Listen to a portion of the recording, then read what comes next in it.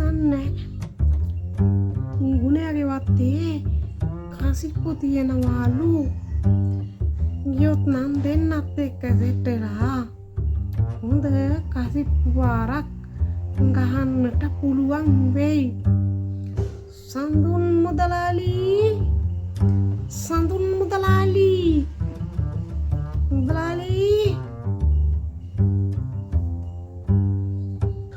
මොකද යකෝ මේ බෙරිහන් දෙන්නේ මේ උදේ පාන්දර ඈ අම්මට සිරි මේ ජහුටා මල්ලි මොකෝ ජල බෝල ගුණයාගේ තියේද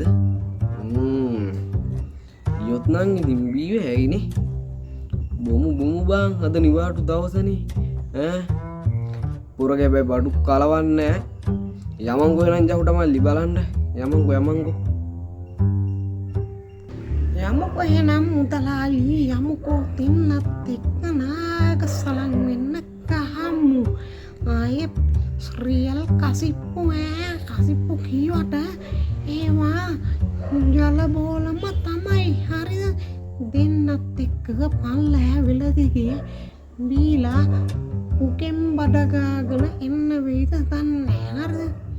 ගේ බඩු සුපිරි. මොකද මේ ළඟක ඉඳන් තමා වූ වැඩේ ආයිමත් පටන් ගත්තේ. හරිද?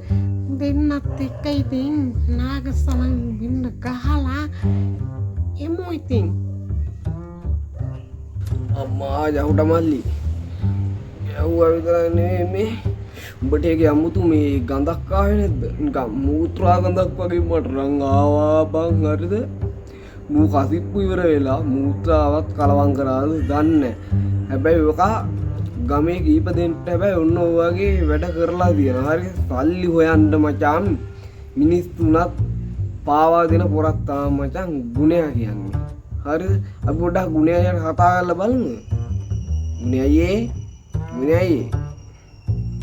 ගුණයා නම් no answer. මල්ලි ඔබ පොඩ්ඩක් කතා කරලා බලන්න. ගුණේ මාමේ මොනවාද පාමේ ඔයාගේ මේ කසිප්පු වල නිකන් මූත්‍රා ගඳක් වගේ එන්නේ ඈ කියනෝ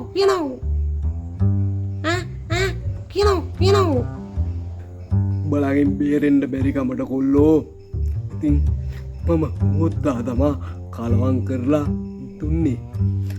උඹලගෙන් නැත්තම් බේරෙන්න බෑනේ නේද? ඈ මුත්‍රා රහව දැන් දෙපද ඈ